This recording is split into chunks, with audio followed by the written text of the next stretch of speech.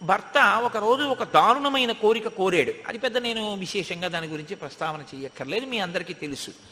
ఆవిడ బుట్టలో పెట్టుకుని రాత్రి వేళ తీసుకెడుతోంది ఆయన కోరుకున్నటువంటి వేశ్యామందిరానికి.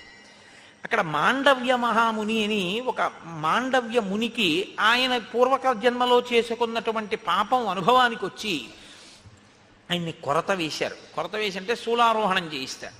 ఆయన శూలంలోకి దిగుతున్నాడు. దిగుతుండడంలో విశేషమైన బాధతో ఉన్నాడు.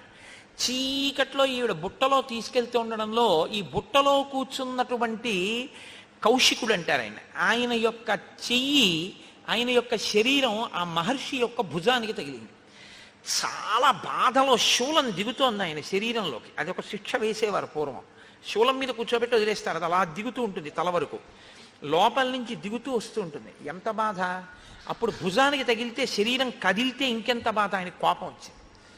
నేను అసలే కొరత శిక్షతో బాధపడుతుంటే నన్ను ఇంకొంత బాధ పెట్టావు కాబట్టి నువ్వు సూర్యోదయానికి మరణిస్తావు అన్నాడు.